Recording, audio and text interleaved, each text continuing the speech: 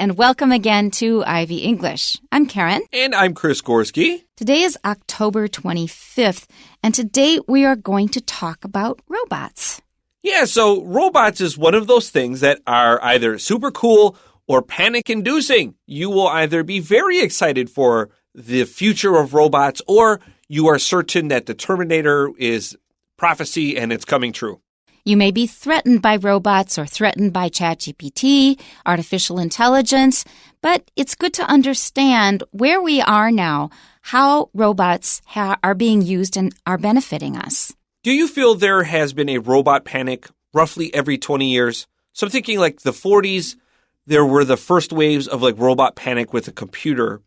Then the 60s include in television and kind of B-movies. There's a lot of robots floating around before the Westerns took over. Then the 80s, of course, is the Terminators. Then we have Y2K, and now we have AI. It's like about every 20 years we have robot panic.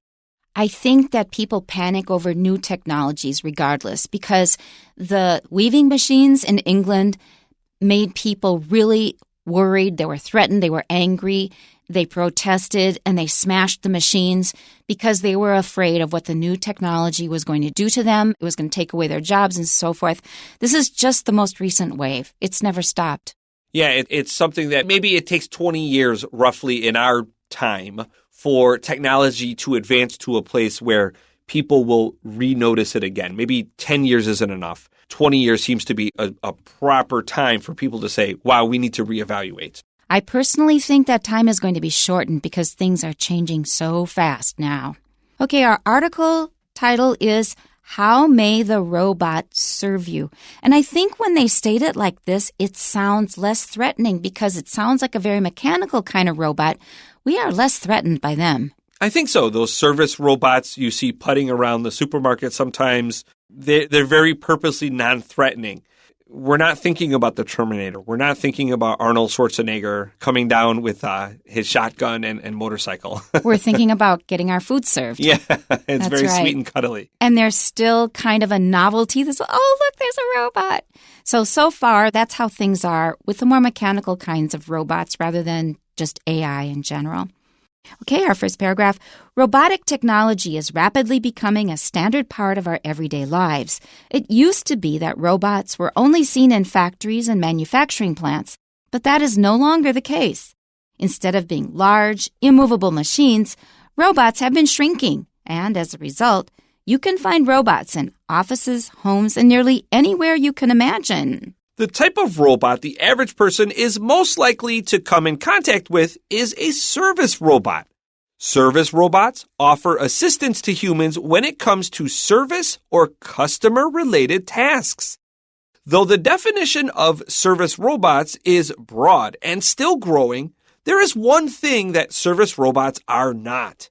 They aren't involved in industrial automation.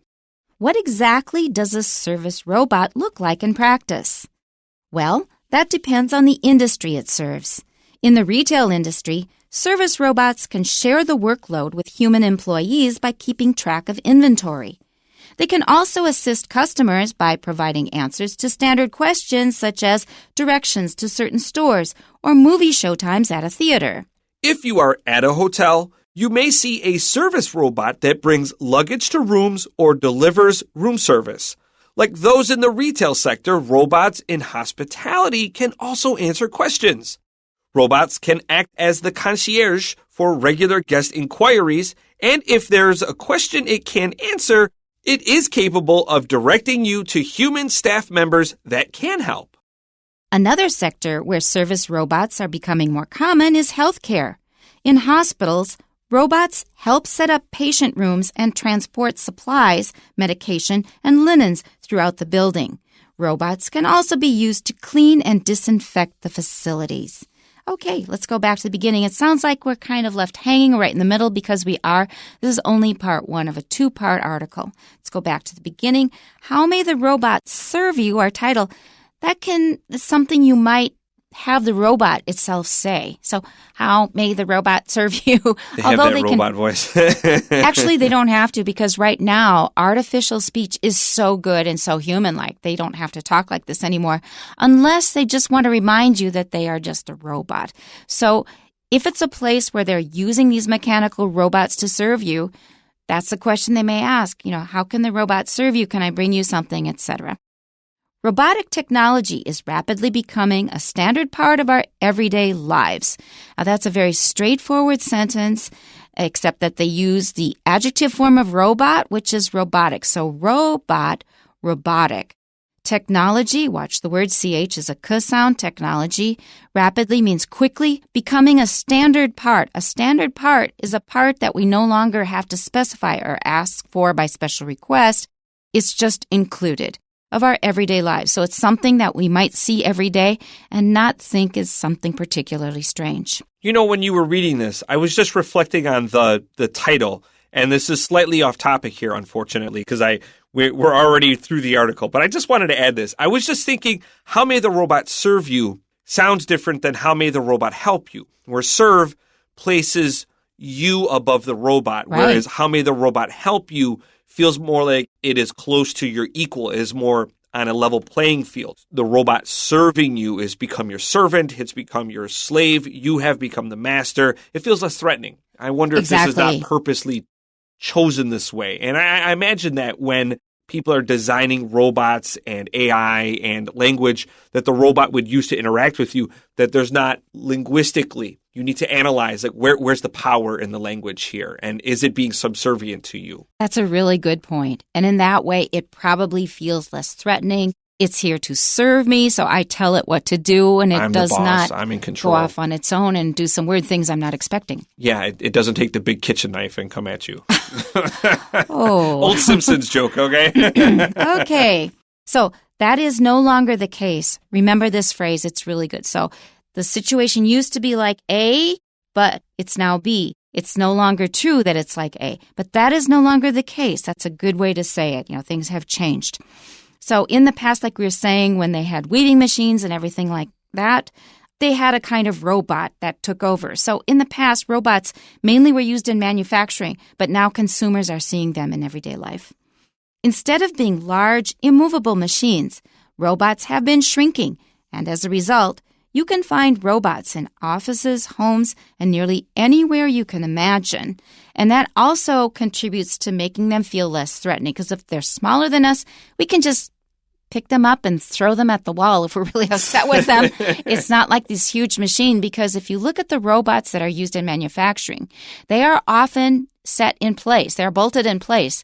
They do not move around the facility. They just stay there and they stamp things, or they do some operation on a car, for example, that's being made. So let's look at two words that we have in this paragraph, factory and a plant. So a factory is a place where a specific item is produced. A plant, generally speaking, means a specific process takes place there. So you would say a nuclear power plant. You wouldn't say a nuclear power factory. Right, that's right. Sometimes they are interchangeable, but plant, you have an idea that it's a big, complicated process.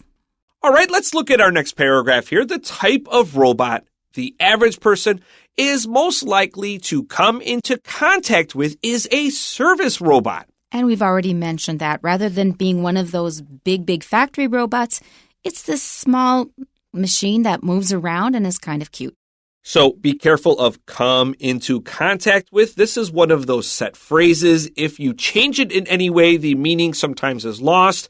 I've been thinking about set phrases a lot because some of my oldest students are now approaching college, and their English is getting quite advanced, but they want to keep changing these set phrases, and I just want to strangle them. And you cannot do that. You need to learn it as a chunk, as That's Wesley often says.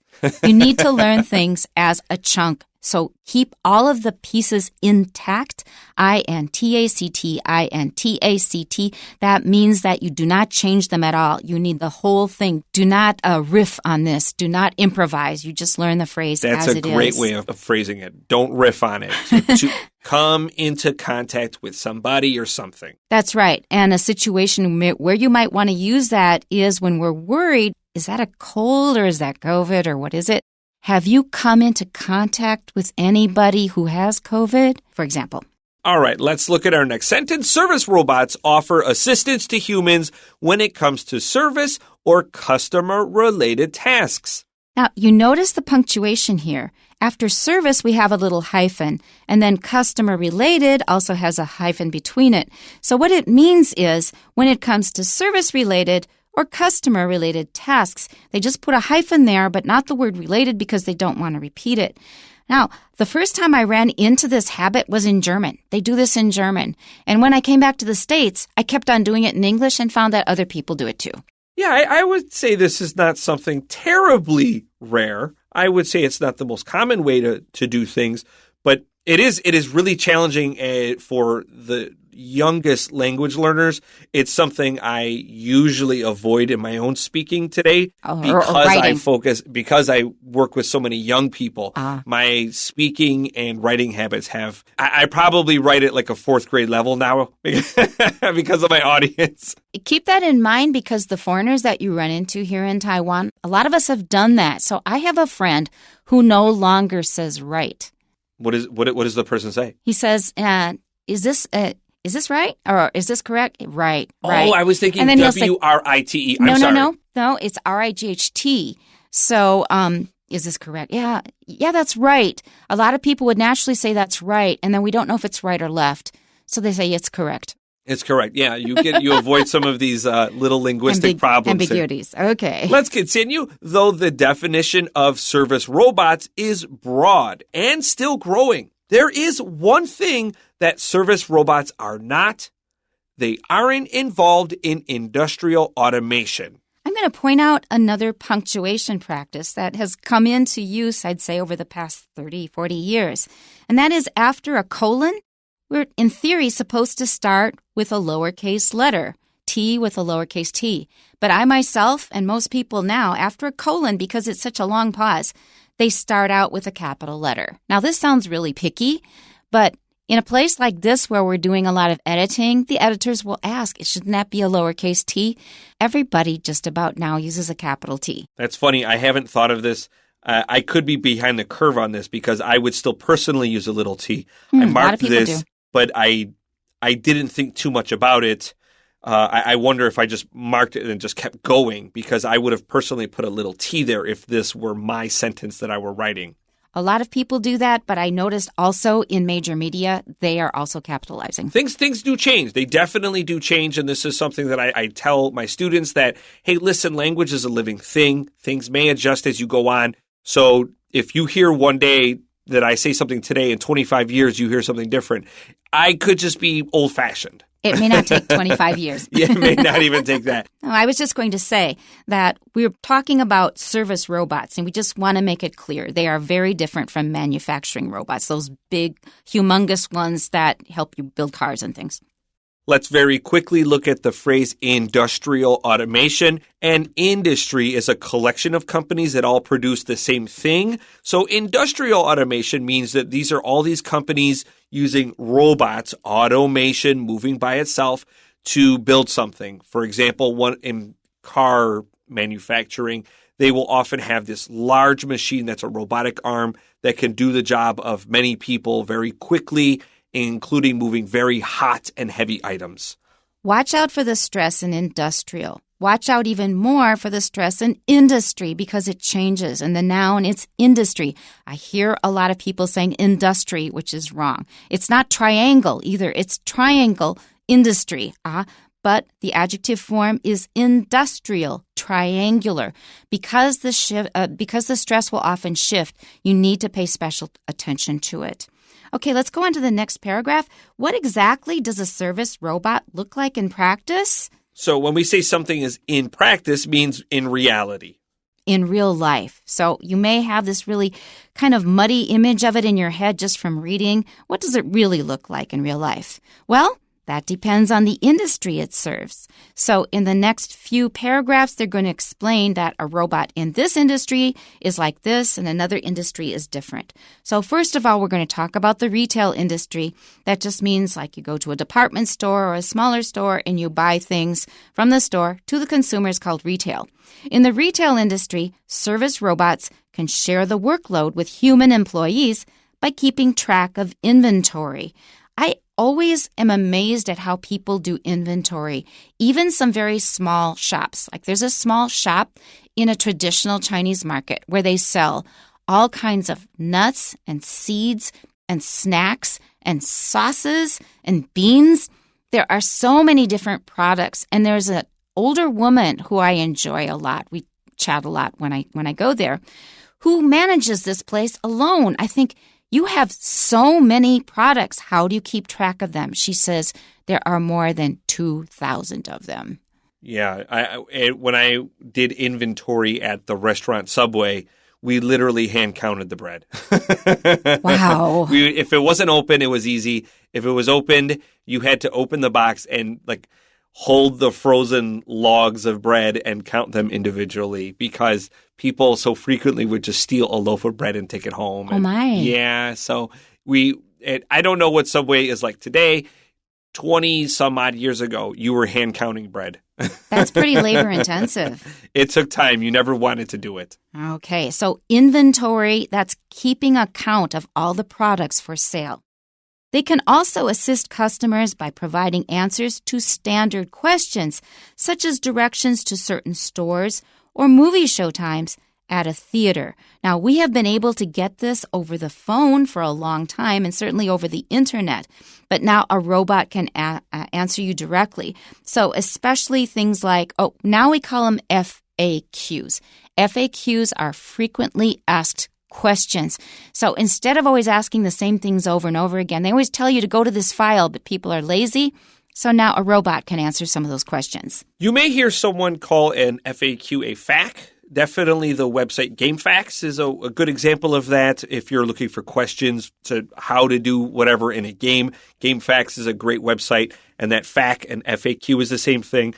I don't know if asking the robot is better than my smartphone. I have seen this, and I kind of wonder, is this better or not? Or am I just not used to it? I haven't decided yet. But generally, not a big fan of talking to the robot when my phone is there. Exactly. If it were me, I would grab my phone as well. Okay, so the things that they give as examples are how to get to a certain store. I wonder if a robot would be good at giving directions. I'd rather look at the map. And then if you have something like Google Maps, it will also say it to you orally. Okay, turn at the next stoplight or whatever. Kind of hate Google Maps. While we're bringing it up, let me just mark my flag here. Hate you, Google Maps. I hate you so much.